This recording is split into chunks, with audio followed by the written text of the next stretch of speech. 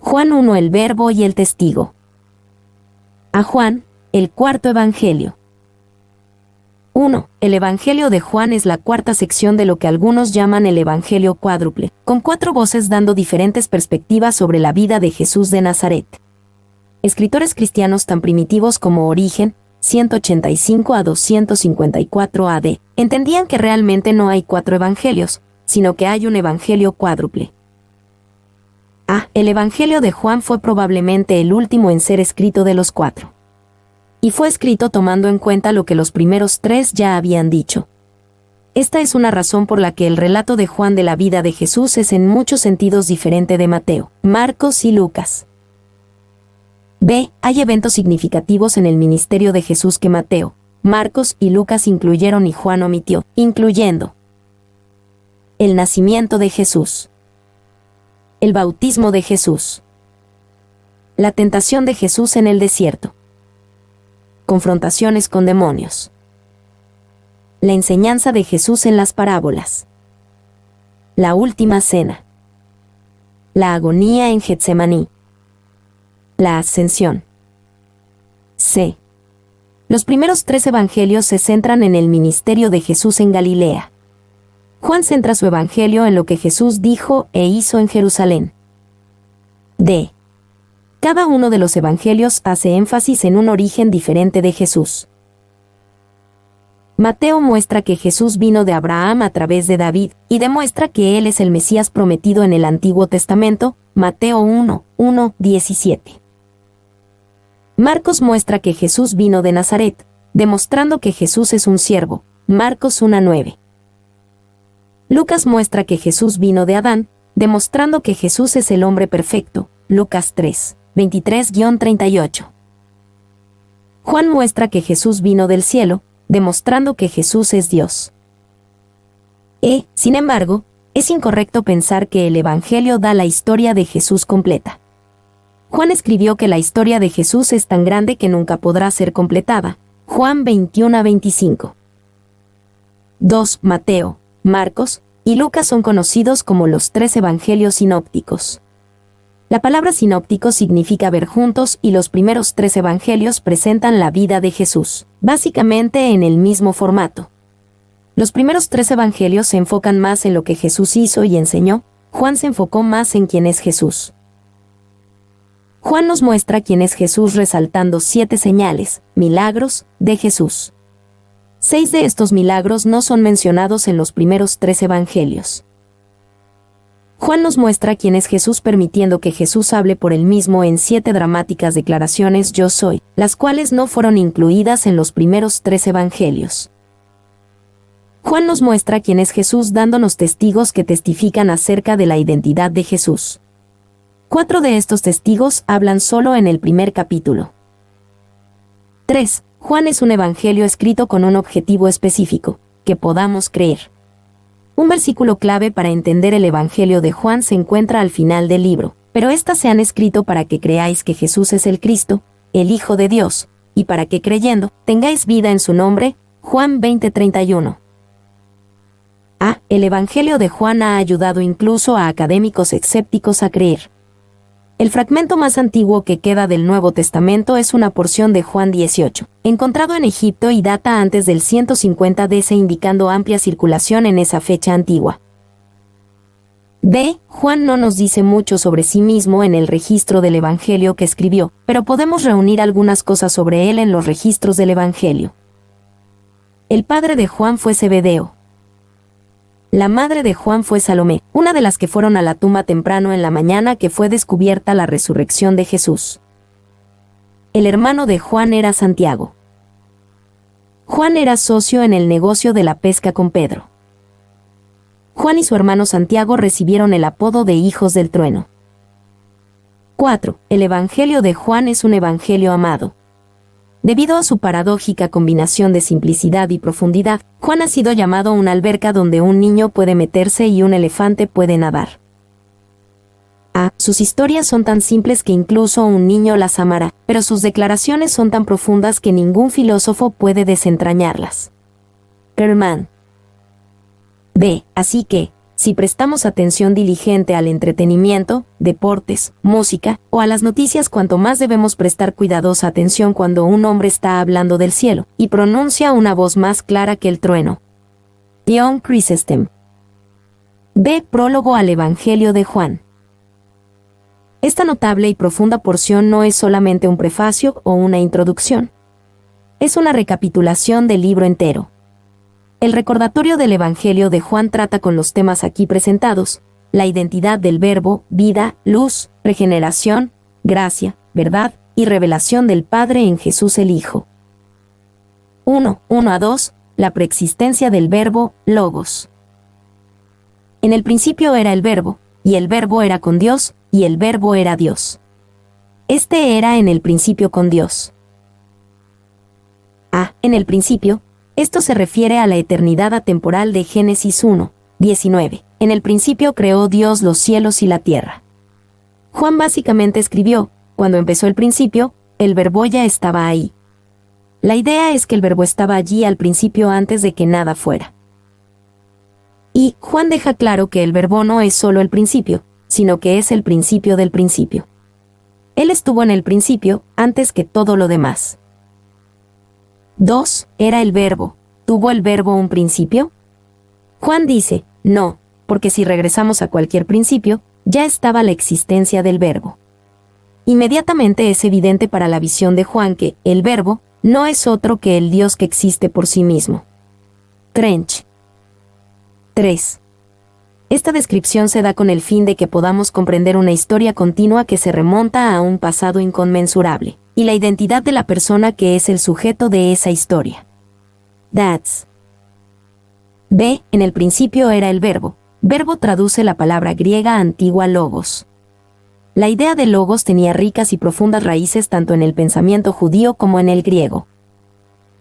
Y los rabís judíos con frecuencia se referían a Dios, especialmente en sus aspectos más personales, en términos de su palabra.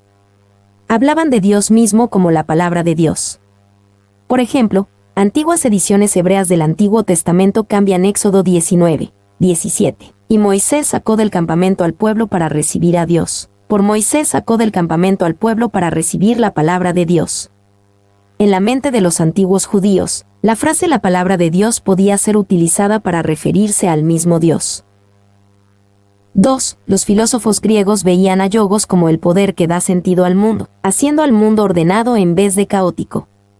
El logos era el poder que ponía al mundo en perfecto orden y lo mantenía en perfecto orden.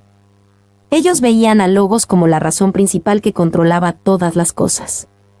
Gatz, Morris, Barclay, Bruce y otros. 3. Por lo tanto, en esta introducción Juan le dijo tanto a judíos como a griegos: por siglos han estado hablando, pensando y escribiendo sobre el Verbo, logos. Ahora les diré quién es. Juan se encontró con los judíos y los griegos donde estaban, y explicó a Jesús en términos que ya comprendían. 4. Juan estaba utilizando un término que, con varias capas de significado, era de uso común en todas partes. Él podía contar con que todos los hombres entendieran su significado esencial. Morris. La palabra era por lo tanto ya utilizada y ayudaba a hombres considerados en sus esfuerzos por comprender la conexión de Dios con el mundo. Juan la toma y no usa para señalar al revelador del incomprensible e invisible Dios. That's. C. Y el Verbo era con Dios, y el Verbo era Dios. Con esta brillante afirmación Juan 1:1 expone uno de los fundamentos más básicos de nuestra fe, la Trinidad.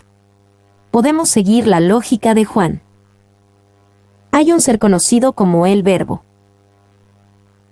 Este ser es Dios, porque Él es eterno, en el principio. Este ser es Dios, porque es explícitamente llamado Dios, el Verbo era Dios. Al mismo tiempo, este ser no abarca todo lo que Dios es. Dios el Padre es una persona diferente del Verbo, el Verbo era con Dios. Y, así, el Padre y el Hijo es conocido aquí como el Verbo, son igualmente Dios, aunque distintos en su persona. El Padre no es el Hijo, y el Hijo no es el Padre. Sin embargo, ambos son igualmente Dios junto con Dios el Espíritu Santo, haciendo un Dios en tres personas. 2. El Verbo era con Dios. Esta preposición implica interacción y por lo tanto una personalidad separada. Como dice Crisóstomo, no en Dios sino con Dios, como persona con persona, eternamente. That's 3. Y el verbo era Dios. Esta es la verdadera forma de la oración. No, Dios era el verbo. Esto es absolutamente requerido por el uso del lenguaje griego. Alfred. 4. Lutero dice, el verbo era Dios, va contra Arrio. El verbo estaba con Dios, contra Sabelio. That's V. Y el verbo era Dios. Todo lo que puede ser dicho sobre Dios el Padre puede ser dicho de Dios el Hijo. En Jesús reside toda la sabiduría, gloria, poder, amor, santidad, justicia, bondad y verdad del Padre. En Él, Dios el Padre es conocido. Boyce. D.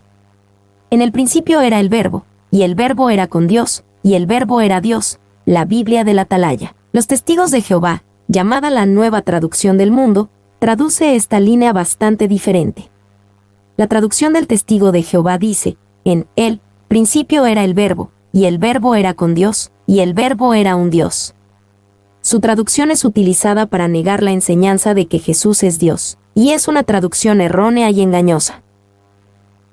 Y la afirmación del Atalaya defendiendo su traducción de Juan 1:2 es que debido a que la segunda vez que se usa Dios en este pasaje, no aparece ningún artículo, está escrito Dios sino el Dios. En respuesta a este enfoque de la gramática griega y traducción, solo podemos hacer referencia a las muchas otras ocasiones en el Nuevo Testamento en donde Dios aparece sin el artículo. Si el Atalaya fuera honesto y consistente, traducirían Dios como Dios en cada lugar donde aparece sin el artículo. Pero parece que esta regla gramatical solo aplica cuando sirve al propósito de respaldar las creencias doctrinales del Atalaya. El texto griego de Mateo 5, 9,6, 24, Lucas 1:35 y 1:75, Juan 1, 6,1, 12,1, 13 y 1:18, Romanos 1:7 y 1:17. Muestra cómo el Atalaya traduce exactamente la misma gramática de Dios como Dios en vez de Dios cuando sirve a sus propósitos.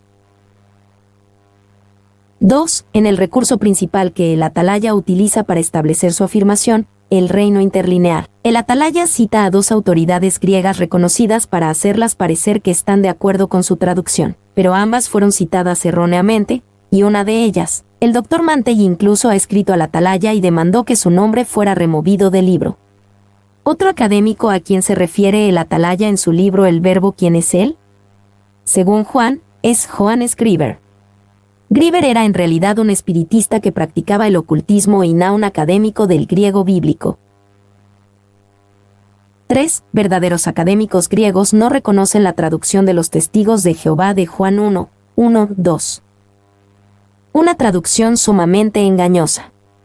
No es académico ni razonable traducir Juan 1:1, el verbo era un Dios. Pero de todos los académicos en mundo, hasta donde sabemos, ninguno ha traducido este versículo como lo han hecho los Testigos de Jehová. Dr. Julius R. Mantell. Se ha hecho mucho por parte de los gramáticos arrianos aficionados de la omisión del artículo definitivo con Dios en la frase, y el verbo era Dios. Tal omisión es común con los sustantivos en una estructura de predicado. Un Dios sería totalmente indefensible. Dr. F. F. Bruce. Puedo asegurarles que la traducción que dan los Testigos de Jehová a Juan 1:1 no es sostenida por ningún académico griego de buena reputación. Dr. Charles L. Feinberg. Los Testigos de Jehová ponen en evidencia una ignorancia abismal de los principios básicos de la gramática griega en su traducción incorrecta de Juan 1:1. Dr. Paul L. Kaufman. La distorsión deliberada de la verdad por parte de esta secta es vista en sus traducciones del Nuevo Testamento. Juan 1:1 es traducido, el verbo era un Dios, una traducción que es gramáticamente imposible. Está muy claro que una secta que puede traducir el Nuevo Testamento de esa manera es intelectualmente deshonesta. Dr. William Barclay. Este era en el principio con Dios. Esto una vez más establece el punto de que el Padre es distinto del Hijo, y el Hijo distinto del Padre. Son igualmente Dios, sin embargo son dos personas diferentes. 2, 3 a 5, la obra y la naturaleza del Verbo. Todas las cosas por él fueron hechas, y sin él nada de lo que ha sido hecho, fue hecho. En él estaba la vida, y la vida era la luz de los hombres. La luz en las tinieblas resplandece, y las tinieblas no prevalecieron contra ella. Todas las cosas por él fueron hechas, y sin él nada de lo que ha sido hecho, fue hecho. El Verbo creó todas las cosas que fueron creadas. Por lo tanto, él mismo es un ser no creado, como escribió el apóstol Pablo en Colosenses 1:16. Y, en Génesis 1:1, se dice que Dios creó todas las cosas. En este versículo, se dice que Cristo ha creado todas las cosas. El mismo Espíritu infalible habló a través de Moisés y a través de los evangelistas. Por lo tanto, Cristo y el Padre son uno. Clarke. B. En él estaba la vida. El Verbo es la fuente de toda la vida, no solo la vida biológica, sino el mismo principio de vida. La palabra griega antigua traducida como vida es zoe, que significa el principio de vida novios, la cual es solo vida biológica. Y el poder que crea vida y mantiene todo lo demás en existencia estaba en el Logos. That's. C.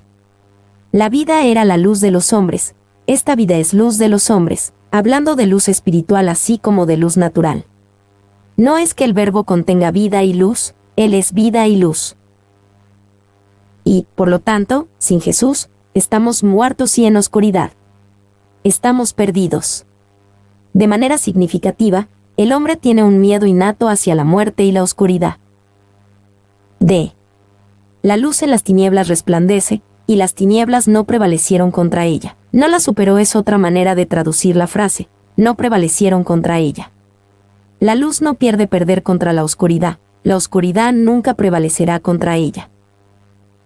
Y prevalecieron. La traducción en inglés tiene comprender. El verbo griego no es fácil de traducir. Contiene la idea de echar mano de algo para apropiarse de ello. Esto puede llevar a significados como echa mano con la mente, y por lo tanto, comprender. Sin embargo, el verbo que estamos discutiendo tiene un significado más unusual, pero suficientemente autentificado, prevalecer. Es ese el que es requerido aquí. Morris. 2. En la primera creación, la oscuridad estaba sobre la faz del abismo, Génesis 1:2, hasta que Dios llamó a la luz a existir. Así que la nueva creación involucra la desaparición de la oscuridad espiritual por la luz que brilla en el verbo. Bros. 3, 6-8, el predecesor del verbo. Hubo un hombre enviado de Dios, el cual se llamaba Juan. Este vino por testimonio, para que diese testimonio de la luz, a fin de que todos creyesen por él.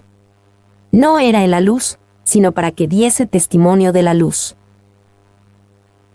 Hubo un hombre enviado de Dios, Juan el Bautista fue testigo de la luz, a fin de que todos creyesen por él.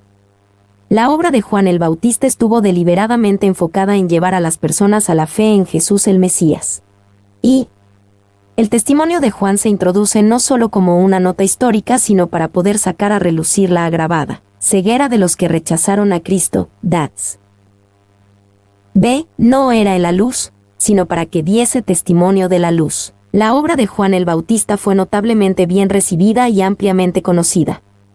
Fue importante para Juan el escritor del Evangelio dejar claro que Juan el Bautista no era la luz, sino que señalaba hacia y fue testigo de la luz. Y no era en la luz. Posiblemente esto fue dirigido hacia la secta que sobrevivió a Juan y perpetuó sus enseñanzas, pero no tenía él conocimiento de la terminación de la obra de Cristo. Hechos 18, 24-25, 19, 1, 7. Teni. 2. Lo conocemos como Juan el Bautista, pero en el Evangelio las referencias a su bautismo son incidentales. Pero hay una repetida referencia hacia su testimonio. Morris. 3. El asunto del testimonio es una cosa seria, estableciendo la verdad y dando lugar a la fe. Aún así, el testimonio hace más. Compromete a un hombre. Si me pongo de pie en el banquillo de los testigos y testifico que tal y tal es la verdad del asunto, ya no soy neutral. Me he comprometido a mismo. Juan nos deja saber que hay gente como Juan el Bautista que se comprometieron a dar testimonio de Cristo. Morris. 4, 9-11, el rechazo del verbo. Aquella luz verdadera, que alumbra a todo hombre, venía a este mundo. En el mundo estaba, y el mundo por él fue hecho, pero el mundo no le conoció. A lo suyo vino, y los suyos no le recibieron. Aquella luz verdadera, que alumbra a todo hombre, venía a este mundo. Juan no se refería a que el Verbo da esta luz a todos en el sentido definitivo de salvación. Él se refería a que la razón por la que alguien nace en este mundo con siquiera algo de amor, atención o bondad es por la luz verdadera y la luz que Él da al mundo. B. El mundo no le conoció. Esto es extraño.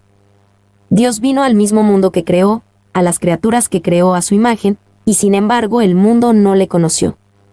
Esto muestra cuán profundamente la naturaleza caída del humano rechaza a Dios, y que muchos rechazan. No le recibieron, a la palabra de Dios y la luz. Y, a lo suyo vino, podríamos traducir las palabras introductorias, Él vino a casa. Es una expresión exacta utilizada para el discípulo amado cuando, en respuesta a las palabras de Jesús desde la cruz, llevó a María a su casa, Juan 19, 27, cf 16, 32.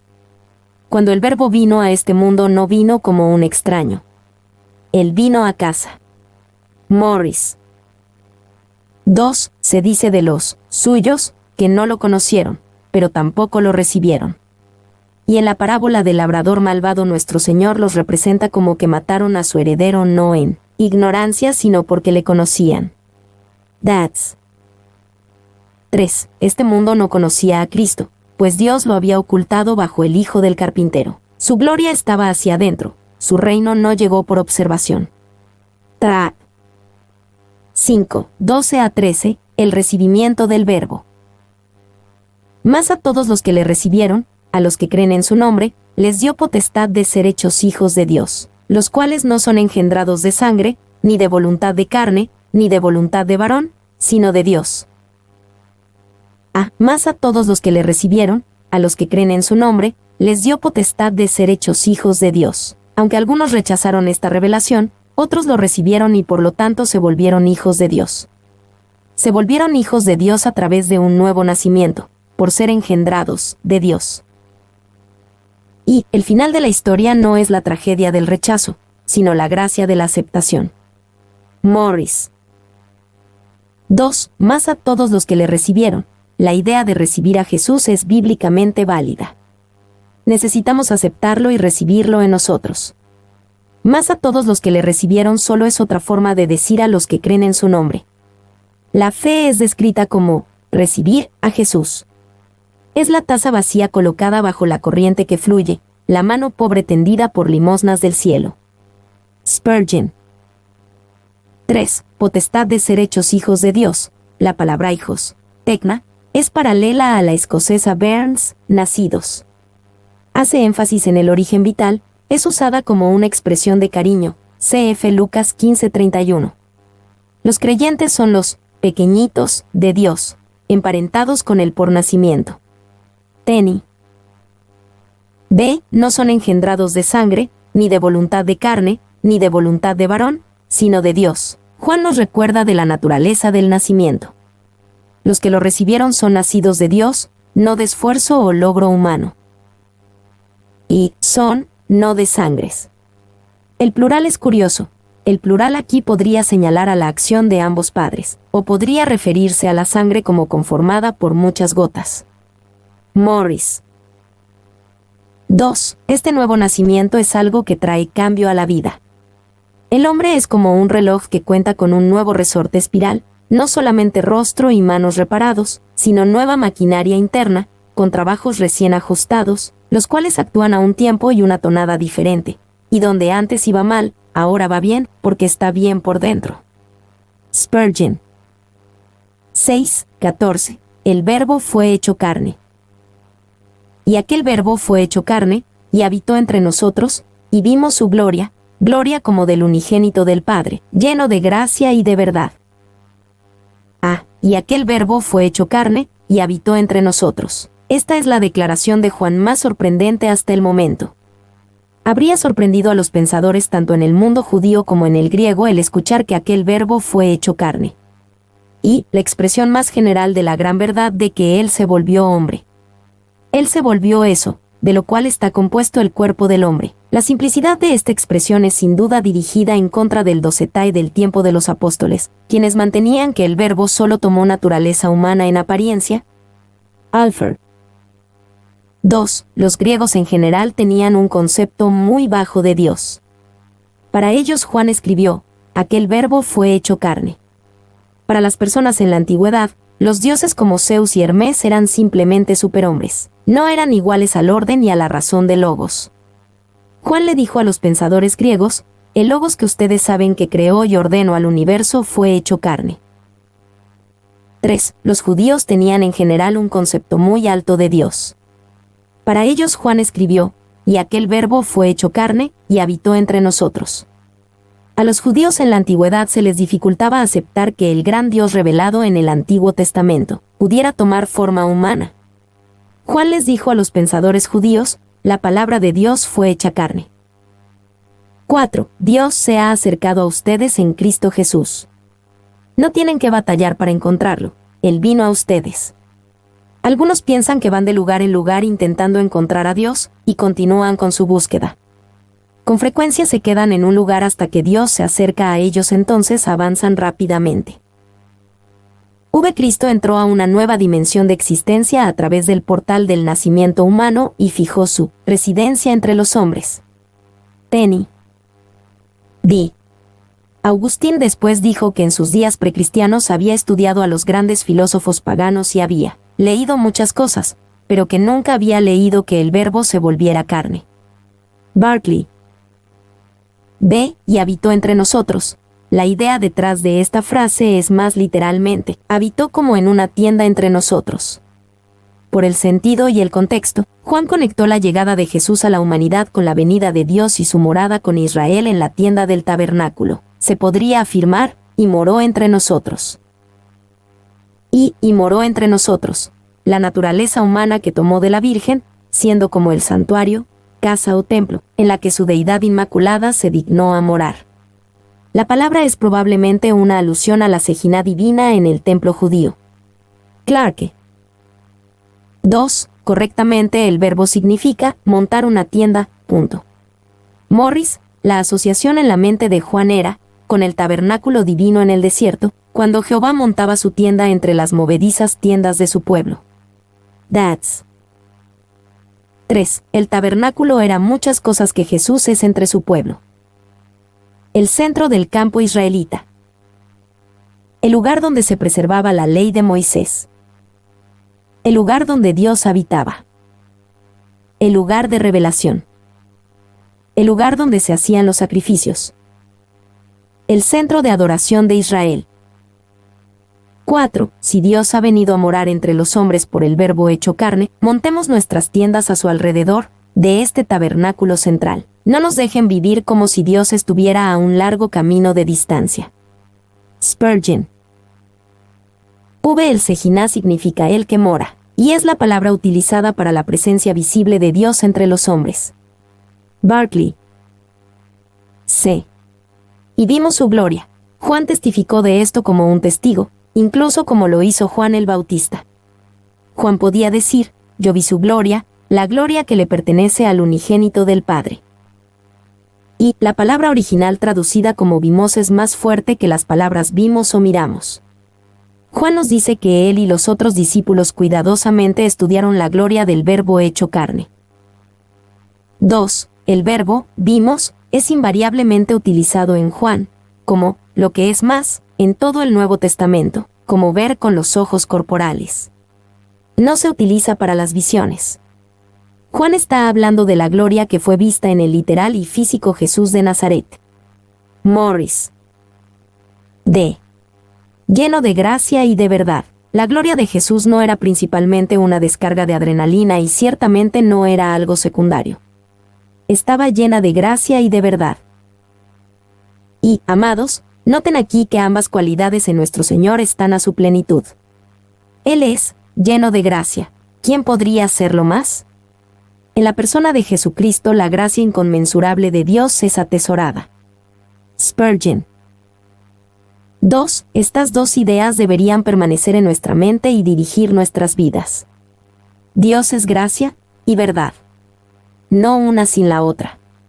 No la otra separada de la una. En su gobierno no puede haber una disminución de los sencillos y severos estándares de la verdad, y no hay desviación del propósito y la pasión de la gracia. Morgan.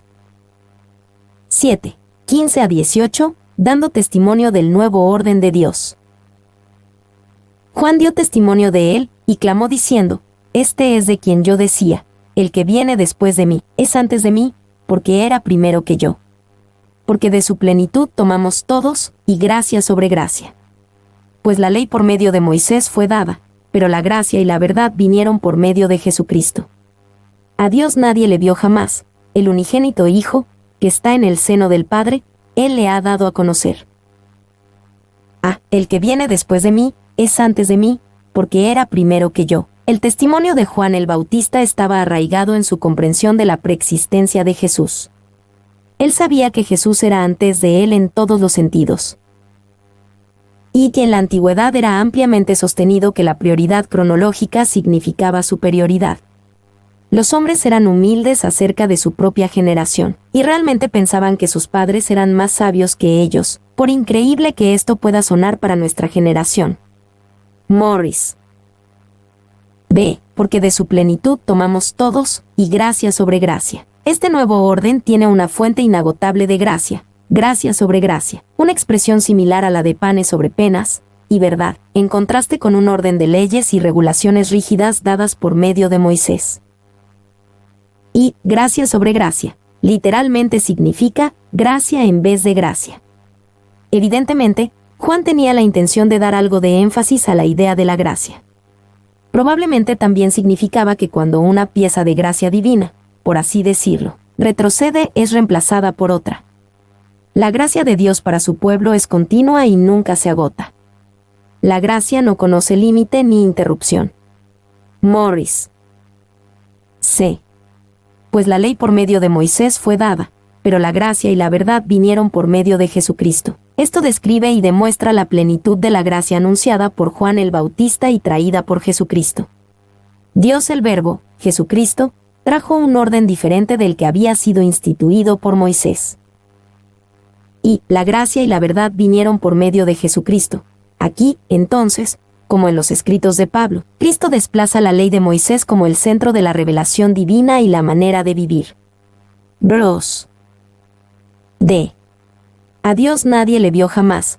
Jesús, el Verbo, es la declaración perfecta del Dios invisible. El Padre y el Hijo pertenecen a la misma familia, y ha dado a conocer la naturaleza del Dios invisible al hombre. No tenemos que preguntarnos acerca de la naturaleza y la personalidad de Dios. Jesús la ha dado a conocer con sus enseñanzas y su vida. Y el sustantivo Dios, sien, no tiene artículo en el texto griego, lo que indica que el autor está presentando a Dios en su naturaleza de ser más que como una persona. Deidad podría ser una representación más precisa. El significado es que ningún humano ha visto nunca la esencia de la deidad. Teni. 2. La visión de Dios a la que aquí se refiere, no solo es la visión corpórea, aunque algo de eso es verdad. Ver Éxodo 33, 20, 1 de Timoteo 6, 16, sino intuitiva y de conocimiento infalible, lo cual capacita al que lo tiene para declarar la naturaleza y la voluntad de Dios. Alford. 3. Que está en el seno del Padre. La expresión significa, como observa Crisóstomo, parentesco y unidad de esencia, y se deriva de la afectuosa e íntima unión de padres e hijos. Alford. C. El testimonio de Juan el Bautista. 1, 19 a 22, líderes religiosos de Jerusalén cuestionan a Juan el Bautista. Este es el testimonio de Juan, cuando los judíos enviaron de Jerusalén sacerdotes y levitas para que le preguntasen, ¿tú, quién eres? Confesó, y no negó, sino confesó, yo no soy el Cristo. Y le preguntaron, ¿qué pues? ¿Eres tú Elías? Dijo, no soy. ¿Eres tú el profeta? Y respondió, no. Le dijeron, pues ¿quién eres? Para que demos respuesta a los que nos enviaron. ¿Qué dices de ti mismo? Este es el testimonio de Juan. Ya hemos aprendido que Juan el Bautista vino como testigo. Juan 1:7 y 1:15. Ahora nos enteramos de cuál era su testimonio acerca de Jesús. Y los judíos. Aquí por primera vez nos encontramos con el uso del término los judíos en este evangelio para denotar no al pueblo en su conjunto, sino a un grupo en particular aquí, el establecimiento religioso en Jerusalén. Bros. 2. De esta manera los padres del ciego de nacimiento ciertamente eran miembros de la nación judía, pero se menciona que temían a los judíos, Juan 9:22. Morris. B. Yo no soy el Cristo. Con énfasis, Juan le dijo a los líderes judíos quién no era él. Él no vino a atraer la atención a sí mismo, pues no era el Mesías. Su trabajo era señalar al Mesías. Y Juan rechazó completamente la afirmación, pero la rechazó con algunas pistas. En el griego la palabra yo es resaltada por su posición. Fue como si Juan dijera, ya no soy el Mesías, pero, si tan solo supieran, el Mesías está aquí. Barclay. 2. Confesó, y no negó, sincera y cuidadosamente, alejó ese honor esforzadamente con ambas manos, como conociendo el peligro de hacer mal al celoso Dios. 3. Era importante para Juan el escritor del Evangelio dejar claro a sus lectores que Juan el Bautista no afirmaba ser más de lo que era. Hasta el 250 AD los reconocimientos clementinos nos dicen que había algunos de los discípulos de Juan que predicaban como si su maestro fuera el Mesías. Barclay. ¿Se eres tú Elías? Puede que haya sido fácil para los sacerdotes y levitas de Jerusalén asociar a Juan con Elías debido a su personalidad y debido a la promesa de que Elías vendría antes del día del Señor, Malaquías 4, 5-6. Y Juan tuvo cuidado de nunca decir de sí mismo que era Elías. Sin embargo, Jesús señaló que en un sentido, Juan era Elías, ministrando en su oficio y espíritu, Mateo 11, 13-14 y Marcos 9, 11-13. ¿De eres tú el profeta? En Deuteronomio 18, 15-19 Dios prometió que otro profeta vendría en su debido tiempo. Basándose en este pasaje, ellos esperaban que viniera otro profeta, y se preguntaban si Juan no era él. 2, 23-28, Juan explica su identidad a los líderes religiosos. Dijo, yo soy la voz de uno que clama en el desierto. Enderezad el camino del Señor, como dijo el profeta Isaías. Y los que habían sido enviados eran de los fariseos. Y le preguntaron, y le dijeron, ¿por qué, pues, bautizas, si tú no eres el Cristo, ni Elías, ni el profeta? Juan les respondió diciendo, yo bautizo con agua, mas en medio de vosotros está uno a quien vosotros no conocéis. Este es el que viene después de mí, el que es antes de mí, del cual yo no soy digno de desatar la correa del calzado. Estas cosas sucedieron en Betábara, al otro lado del Jordán, donde Juan estaba bautizando. Yo soy la voz de uno que clama en el desierto, citando a Isaías 40, 3. Juan explicó su trabajo preparar el camino del Señor. Su bautismo preparaba a las personas, purificándolos para la venida del Rey. La idea era, aséense, alístense para una visita real. Y, la verdadera función de Juan no era enseñar ética, sino dirigir a los hombres a Jesús.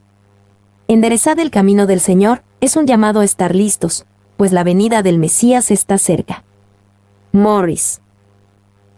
2. Los líderes religiosos querían saber quién era Juan, y él no estaba realmente interesado en responder esa pregunta. Él quería hablar sobre su misión, preparar el camino para el Mesías. B. ¿Por qué, pues, bautizas, si tú no eres el Cristo? Los fariseos se preguntaban sobre la autoridad de Juan, si él no era realmente uno de los profetizados que ellos tenían en mente. Sin embargo, el trabajo de Juan de bautizar se adaptaba perfectamente a su llamado, como él lo explicó. Y su bautismo era aparentemente distintivo en que lo administraba personalmente. No era autoadministrado como lo era el bautismo prosélito. Bros. C. Yo bautizo con agua. El bautismo de Juan demostraba una disposición humilde de arrepentirse, ser purificado y prepararse para la venida del Mesías. Sin embargo, el bautismo de Juan no daba nada para ayudar a alguien a mantenerse limpio. La obra de Jesús y su bautismo del Espíritu Santo representan más que el bautismo de Juan. Y el pueblo judío en el tiempo de Juan practicaban el bautismo. Era resultado de las purificaciones ceremoniales, pero solo para gentiles que querían volverse judíos. Al someterse al bautismo de Juan, un judío tenía que identificarse con los gentiles convertidos. Esta era una señal genuina de arrepentimiento. 2. No es improbable que el bautismo de Juan siguiera un patrón de bautismo prosélito, el cual requería de renuncia a todo mal, inmersión completa en el agua, y luego revestirse como un miembro de la Santa Comunión de los que guardan la ley. Teni. 3. La novedad en el caso de Juan y la trampa detrás de la práctica era que él aplicaba a los judíos la ceremonia, que era considerada apropiada en el caso de los gentiles que recién llegaban a la fe. El poner a los judíos en la misma clase era horrible. Morris. D. Más en medio de vosotros está uno a quien vosotros no conocéis. Este es el que viene después de mí, el que es antes de mí. Juan explicó a los líderes religiosos que él no era el centro de su trabajo, sino aquel que ya estaba en medio de ellos. El trabajo de Juan era preparar el camino para ese uno. Del cual yo no soy digno de desatar la correa del calzado, el desatar la correa de su calzado, antes del lavado de los pies, era la tarea del esclavo más inferior de la casa. Y, entre los rabís y sus discípulos, había una relación maestro-estudiante que tenía potencial para abuso.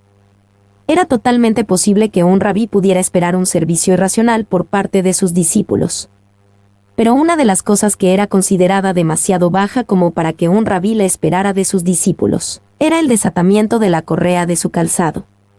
Juan dijo que él era indigno hasta de hacer esto. 2. Cada servicio que realiza un esclavo para su amo, dijo un rabí, realizará un discípulo para su maestro, excepto desatar la correa de su calzado. Bros. 3. Estas cosas sucedieron en Betábara, al otro lado del Jordán. La entrevista tuvo lugar en Betania, casa de la barca, en la orilla oriental del Jordán, en un lugar llamado en el tiempo de origen, Betábara, casa del vado, el lugar tradicional del paso del arca y de la nación bajo el liderazgo de Josué, Joshua 3, 14-17. Trench. 3, 29. El testimonio de Juan el Bautista, Jesús es el Cordero de Dios. El siguiente día vio Juan a Jesús que venía a él, y dijo, He aquí el Cordero de Dios, que quita el pecado del mundo. El siguiente día vio Juan a Jesús que venía a él. Según la mayoría de las estimaciones, esto fue después de que Juan bautizara a Jesús y después de los 40 días de tentación en el desierto. Jesús regresó a ver a Juan en su labor de bautismo. Y, probablemente habían transcurrido algunas semanas desde que Jesús recibió el bautismo de manos de Juan. Él había estado lejos desde entonces, pero ahora estaba de regreso, y Juan atrae la atención de la multitud hacia él. Bros. 2. Desde entonces el versículo 29 debe ser entendido como que sucedió después del bautismo, por lo que debió haber sucedido después de la tentación también. Y en este supuesto no hay la más mínima dificultad. Alfred. B. He aquí el Cordero de Dios, que quita el pecado del mundo. En los albores de su ministerio, Jesús fue recibido con palabras que declaraban su destino, su agonía sacrificial y su muerte en la cruz por él. Pecado fue proyectada sobre todo el ministerio de Jesús. Y Juan no presentó a Jesús como un gran ejemplo moral ni como un gran maestro de santidad y amor. Él proclamó a Jesús como el sacrificio por el pecado. No fue he aquí el gran ejemplo ni he aquí el gran maestro, fue he aquí el Cordero de Dios, que quita el pecado del mundo. 2. Él utilizó al Cordero como el símbolo del sacrificio en general. Aquí, él dice, es la realidad de la cual todo sacrificio animal era el símbolo. That's. C. He aquí el Cordero de Dios, que quita el pecado del mundo. En esta frase, Juan el Bautista resume la obra más grande de Jesús, lidiar con el problema del pecado que aflige a la raza humana. Cada palabra de esta frase es importante. Y, he aquí, Juan dijo esto cuando vio a Jesús que venía a él. Como predicador, Juan primero vio él mismo a Jesús y luego le dijo a todos sus oyentes que lo vieran. 2. El Cordero de Dios. Juan usó la imagen del Cordero de sacrificio, representada muchas veces en el Antiguo Testamento. Jesús es el cumplimiento perfecto de cada vez que esa imagen fue mostrada. Él es el Cordero inmolado antes de la fundación del mundo. Él es el animal sacrificado en el jardín de Edén para cubrir la desnudez de los primeros pecadores. Él es el Cordero que el mismo Dios le proveería a Abraham como sustituto de Isaac. Él es el Cordero de Pascua para Israel. Él es el Cordero para el sacrificio por la culpa en los sacrificios levíticos. Él es el Cordero de Isaías para el matadero, listo para ser esquilado. Cada uno de estos corderos cumplió su rol en la muerte. Esto fue un anuncio de que Jesús había de morir, y como sacrificio por el pecado del mundo. 3. Que quita. El sentido del original combina las palabras llevar y quitar. Jesús lleva el pecado, pero en el sentido de llevarlo sobre sí mismo y quitarlos. El verbo, quitar, transmite la idea de llevar. Morris. Juan no dice, los pecados, como la letanía, siguiendo una traducción imperfecta, le hace decir. Sino que dice, el pecado del mundo, como si toda la concentración de transgresión humana estuviera unida, en un paquete negro y unido, y puesto sobre los impávidos hombros de este mejor Atlas que puede llevarlo todo, y quitarlo. Maclaren. 4. El pecado, no el plural pecados, sino el singular pecado con el sentido de que toda la culpa de la humanidad fue reunido en uno y fue puesto sobre Jesús. Solo después podría el evangelista, al mirar atrás, haber captado el significado completo del Bautista. Trench. V. Del mundo. El sacrificio de este Cordero de Dios tiene toda la capacidad de perdonar todo pecado y purificar a todo pecador. Es lo suficientemente grande para todo el mundo. Él se sacrificará a sí mismo como sacrificio expiatorio no solo por los pecados de su pueblo, sino del germen de todo pecado en los descendientes de Abraham, el pecado del mundo, la apostasía en Edén. Así de amplia y profunda es la visión del Bautista. Trench. 4. 30 a 34. El testimonio de Juan el Bautista, Jesús es el Hijo de Dios. Este es aquel de quien yo dije, después de mí viene un varón, el cual es antes de mí, porque era primero que yo. Y yo no le conocía, mas para que fuese manifestado a Israel, por esto vine yo bautizando con agua. También dio Juan testimonio, diciendo, vi al Espíritu que descendía del cielo como paloma, y permaneció sobre él. Y yo no le conocía, pero el que me envió a bautizar con agua, aquel me dijo, sobre quien veas descender el Espíritu y que permanece sobre él, ese es el que bautiza con el Espíritu Santo. Y yo le vi, y he dado testimonio de que este es el Hijo de Dios. Porque era primero que yo, Juan el Bautista en realidad nació antes que Jesús y Juan sabía esto, Lucas 1. Cuando Juan dijo, es antes de mí, hablaba de la preexistencia eterna de Jesús y de que Jesús era Dios. Y, después de mí viene un varón, se introduce aquí el término griego ane, significa hombre, con énfasis en la virilidad, un énfasis que se perdió en el más genérico anthropos. El uso diner sugiere la dirección de Cristo sobre sus seguidores en el sentido de una relación hombre-mujer. Teni. B. Sobre quien veas descender el Espíritu y que permanece sobre él, ese es el que bautiza con el Espíritu Santo. Dios le dio a Juan el Bautista una señal certera para reconocer al Mesías. Él sería aquel sobre quien el Espíritu Santo descendiera del cielo. Juan era un testigo confiable sobre Jesús, porque tenía evidencia probatoria de Dios. Y Jesús no recibió nada en su bautismo que no tuviera antes. El Bautista solamente vio ese día en un símbolo visible lo que en realidad se había llevado a cabo y de forma invisible, en la concepción de Jesús. Trench. 2. Si la purificación con agua estaba asociada con el ministerio de Juan, el otorgamiento del Espíritu fue reservado para aquel que era más grande que Juan. Bros. C. Y yo le vi, y he dado testimonio de que este es el Hijo de Dios. El solemne testimonio de Juan el Bautista era que Jesús es el Hijo de Dios. Él es el Hijo de Dios en el sentido mostrado en Juan 1, 18, aquel que perfectamente declara la naturaleza y la personalidad de Dios el Padre. Y el Evangelio de Juan hace énfasis en el rol de Juan como un testigo, no como alguien que bautizaba. Los testigos dan testimonio de la que han visto y experimentado, en un esfuerzo por establecer la verdad. Más allá de eso, son poco confiables y operan en base a rumores, no evidencia directa. 2. Al llamarlo, el Hijo de Dios, el Bautista habla con una visión nítida. Se refiere a nada menos que la doctrina cristiana completa de que Jesús hombre también es el eterno Hijo del Eterno, coigualis, coeternos. Trench.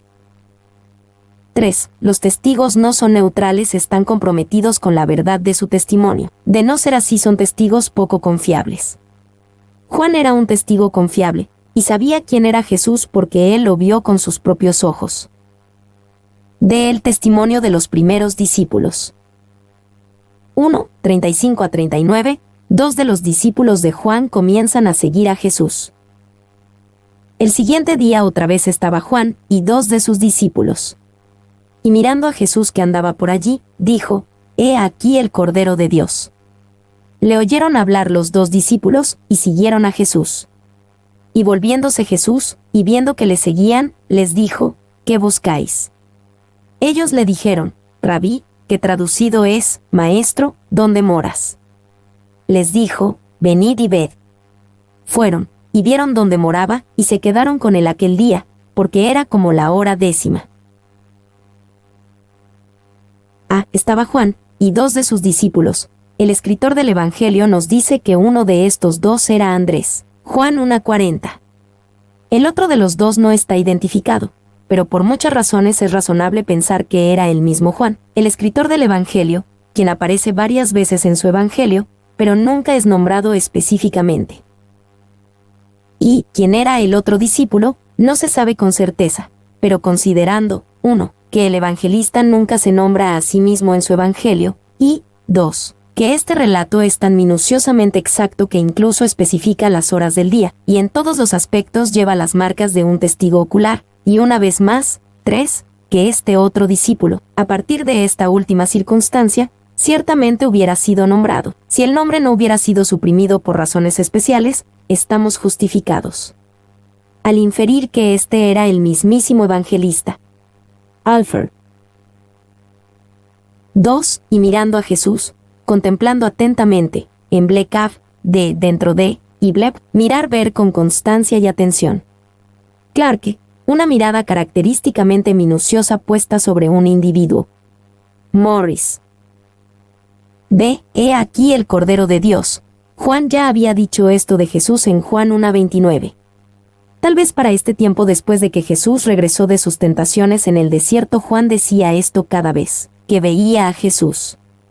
Para él, era lo más importante sobre Jesús. C. Y siguieron a Jesús. El texto no lo dice específicamente, pero la implicación es que estos dos discípulos hicieron esto con el permiso y dirección de Juan. A Juan el Bautista no le interesaba reunir discípulos para sí mismo. Estaba perfectamente satisfecho de que estos discípulos dejaran su círculo y siguieran a Jesús. Esto cumplía su ministerio, no le quitaba. ¿De qué buscáis? Venid y ved. Jesús le hizo a estos dos discípulos una pregunta importante y lógica, y una pregunta que continúa haciendo a toda la humanidad en la actualidad. Con la pregunta, Jesús los dirigió a sí mismo, a vivir con él, no los dirigió a Juan ni a nadie más. Venid y ved. ¿Y qué buscáis? No fue un accidente que las primeras dos palabras que pronunció el Maestro en su oficio mesiánico fuera esta pregunta profundamente significativa: ¿qué están buscando? Él nos hace esta pregunta a todos, la hace a nosotros hoy. Maclaren. 2. Él los sondeó para ver si estaban motivados por simple curiosidad o por un verdadero deseo de conocerlo. Tenney. 3. Jesús no los refirió de nuevo a Juan el Bautista, a pesar de que él sabía mucho acerca de Jesús. Para ser un discípulo de Jesús, deben tratar con Jesús directamente. Así que Jesús invitó a Juan y a Andrés a ser parte de su vida. Jesús no vivió una vida de ermitaño, ultra privada. Jesús enseñó y entrenó a sus 12 discípulos permitiéndoles vivir con él. Porque era como la hora 10. Esta fue una ocasión tan memorable para el escritor que recordó la hora exacta en la que conoció a Jesús. Esta es una pista sutil de que uno de los dos discípulos que vinieron a Jesús era el mismo apóstol Juan. 2. 40-42. Andrés trae a su hermano, Simón Pedro, a Jesús. Andrés, hermano de Simón Pedro, era uno de los dos que habían oído a Juan y habían seguido a Jesús. Este halló primero a su hermano Simón y le dijo: «Hemos hallado al Mesías», que traducido es el Cristo. Y le trajo a Jesús. Y mirándole Jesús, dijo: «Tú eres Simón, hijo de Jonás, tú serás llamado Cefas», que quiere decir Pedro. Este halló primero a su hermano. Andrés conoció a Jesús, y luego quiso que su hermano Simón Pedro conociera a Jesús. Cada vez que Andrés es mencionado en el Evangelio de Juan, está trayendo a alguien a Jesús, también en Juan 6:8 y 12:22. Y, a través de los siglos, así es como la mayoría de la gente ha llegado a la fe en Jesucristo. Un Pedro tiene un Andrés que lo presenta a Jesús. Esto es natural, porque es la naturaleza de la experiencia cristiana que los que disfrutan de la experiencia desean compartir esta experiencia con otros. 2. Andrés encuentra en primer lugar a su propio hermano Simón, lo que implica que el hermano del otro de los dos también fue encontrado y llevado al mismo lugar y en el mismo día. Trench. B. Hemos hallado al Mesías. Esto fue un simple pero grande testimonio. Andrés sabía que Jesús era el Mesías, el tan esperado Salvador de Israel y del mundo. C. Tú serás llamado Cefas. Al darle a Simón un nuevo nombre, Cefas o Pedro, que significa piedra, Jesús le dijo al hermano de Andrés en qué tipo de hombre sería transformado. Antes de que Jesús terminara con Pedro, él sería una piedra de estabilidad para Jesucristo. 3. 43-44, Jesús llama a Felipe a seguirlo. El siguiente día quiso Jesús ir a Galilea, y halló a Felipe, y le dijo: «Sígueme». Y Felipe era de Betsaida, la ciudad de Andrés y Pedro. Y halló a Felipe, y le dijo: «Sígueme». Si solo tuviéramos el Evangelio de Juan podríamos pensar que esta era la primera vez que Jesús se había encontrado con estos hombres de Galilea. Los otros evangelios nos informan que Jesús ya había conocido a muchos de ellos antes. Sin embargo, esta fue su invitación formal para Felipe. B. Sígueme. No hubo nada dramático registrado sobre el llamado de Felipe. Jesús simplemente le dijo: «Sígueme», y Felipe lo hizo. Y el verbo, seguir, sería usado aquí en su sentido total de seguir como discípulo. El tiempo presente tiene una fuerza continua siguiendo, punto. Morris. 2. Betsaida significa casa del pescador o pueblo del pescador. Se encontraba a corta distancia al este del punto donde el Jordán entra al lago de Galilea. Bros. 4. 45-51. Natanael vence su prejuicio para seguir a Jesús. Felipe halló a Natanael y le dijo: «Hemos hallado a aquel de quien escribió Moisés en la ley, así como los profetas, a Jesús, el hijo de José, de Nazaret». Natanael le dijo: «¿De Nazaret puede salir algo de bueno?». Le dijo Felipe: «Ven y ve». Cuando Jesús vio a Natanael que se le acercaba, dijo de él: «He aquí un verdadero israelita, en quien no hay engaño». Le dijo Natanael: «¿De dónde me conoces?». Respondió Jesús y le dijo: «Antes que Felipe te llamara, cuando estabas debajo de la higuera, te vi». Respondió Natanael y le dijo: «Rabí, tú eres el Hijo de Dios, tú eres el Rey de Israel». Respondió Jesús y le dijo: «Porque te dije, te vi debajo de la higuera, ¿crees? Cosas mayores que estas verás». Y le dijo: de cierto os digo, de aquí adelante veréis el cielo abierto, y a los ángeles de Dios que suben y descienden sobre el Hijo del Hombre. Aquel de quien escribió Moisés en la ley, así como los profetas. Este era el testimonio de Felipe como testigo de Jesucristo. Él declaró que Jesús era el Mesías y el Salvador predicho en el Antiguo Testamento. Y que en la actualidad se entiende generalmente que Natanael es la misma persona que Bartolomé, uno de los 12. Natanael siendo el nombre personal, Bartolomé, hijo de Tolmai, el patronímico. Trench. B. De Nazaret puede salir algo de bueno. Natanael respondió al anuncio de Felipe con prejuicio. Al escuchar que Jesús era de Nazaret, Natanael pensó que no tenía más razones para pensar que él podía ser el Mesías o alguien importante. C. Ven y ve. En vez de discutir contra el prejuicio de Natanael, Felipe simplemente lo invitó a conocer a Jesús por sí mismo. D. He aquí un verdadero israelita, en quien no hay engaño. Jesús le dio un cumplido maravilloso. El sentido es que no había nada engañoso en Natanael. No tenía máscara. Y, engaño, esta última palabra es usada por los escritores griegos de la antigüedad como una carnada, para captura de peces. De ahí que llegue a significar, cualquier astuto ardid para engañar o atrapar, tiene por lo tanto la noción de engaño o maña. Es utilizada en la Biblia para calificar a Jacob antes de su cambio de corazón. Génesis 27:35, lo cual es el punto de la traducción de Temple, un israelita en quien no hay Jacob, Morris. 2. Él es un verdadero israelita, un tipo de hombre pronunciado, bendecido, por el salmista, el hombre, en cuyo espíritu no hay engaño, Salmos 32:2. Tasker.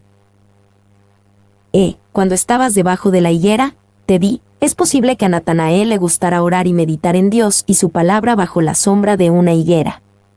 Sin embargo, debajo de la higuera era una frase que los rabís utilizaban para describir la mediación en las Escrituras. Podemos asumir que Natanael pasaba tiempo en oración y meditando las Escrituras, y Jesús le dijo: te vi ahí.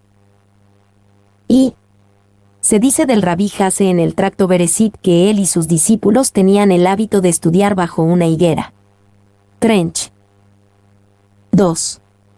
Tal vez era un lugar donde Natanael se había sentado a meditar recientemente y recibió alguna impresión espiritual. Es imposible estar seguros.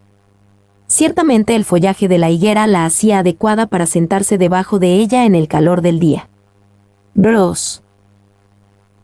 F. Tú eres el Hijo de Dios. Tú eres el Rey de Israel. Este era el testimonio de Natanael acerca de Jesús. Hijo de Dios describía la relación única de Jesús con Dios el Padre, y Rey de Israel describía su estatus como Mesías y Rey. Y Hijo de Dios, aquí, como allá.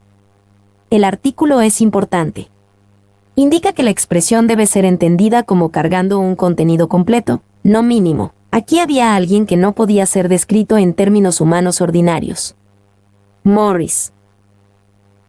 G. Cosas mayores que estas verás. Natanael estaba sorprendido por lo que ya había visto en Jesús, pero Jesús le dijo que había más, mucho más que ver cosas mayores que estas. Y la promesa de ver cosas mayores que estas, continua para el creyente. ¿Han conocido a Cristo como el Verbo?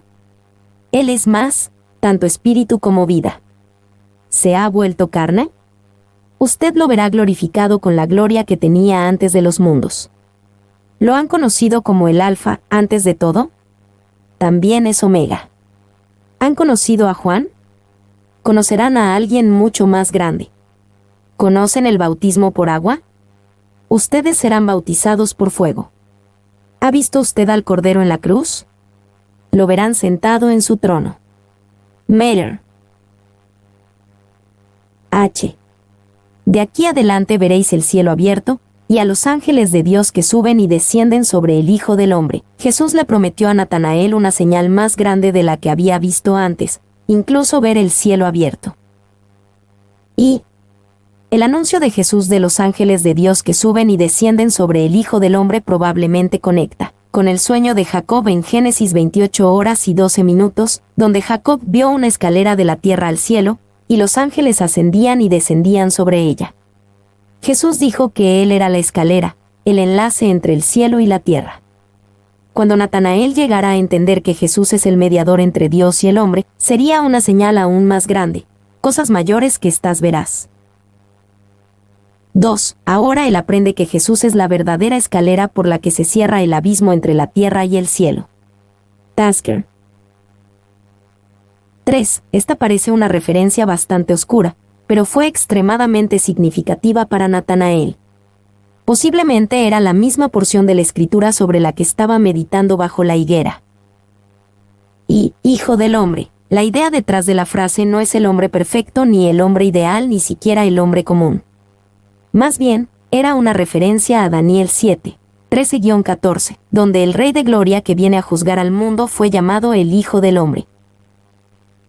Y Jesús utilizó este título con frecuencia porque en su tiempo era un título mesiánico libre de sentimiento político y nacionalista. Cuando una persona judía escuchaba Rey o Cristo a menudo pensaban en un salvador político o militar. Jesús hizo énfasis en otro término, llamándose con frecuencia a sí mismo el Hijo del Hombre. 2. El término, el Hijo del Hombre, nos señala entonces a la concepción que Cristo tenía de sí mismo como de origen celestial y como el poseedor de la gloria celestial. En uno y al mismo tiempo nos señala su humildad y sufrimientos por el hombre. Los dos son lo mismo. Morris. 3. Esta sección de Juan muestra 4 maneras de ir a Jesús. Andrés fue a Jesús por la predicación de Juan. Pedro fue a Jesús por el testimonio de su hermano. Felipe fue a Jesús como resultado de un llamado directo de Jesús. Natanael fue a Jesús cuando dejó de lado sus prejuicios personales por un encuentro personal con Jesús. 4. Esta sección nos muestra 4 diferentes testigos testificando por la identidad de Jesús. ¿Cuánto más testimonio se necesita? Juan el Bautista testificó que Jesús es eterno, que Él es el hombre ungido de manera única con el Espíritu Santo, que Él es el Cordero de Dios, y que Jesús es el unigénito Hijo de Dios. Andrés testificó que Jesús es el Mesías, el Cristo. Felipe testificó que Jesús es el que fue profetizado en el Antiguo Testamento. Natanael testificó que Jesús es el Hijo de Dios y Rey de Israel. Mi nombre es Demim. Soy tu asistente personal. Mi sitio en internet es demim.es.tl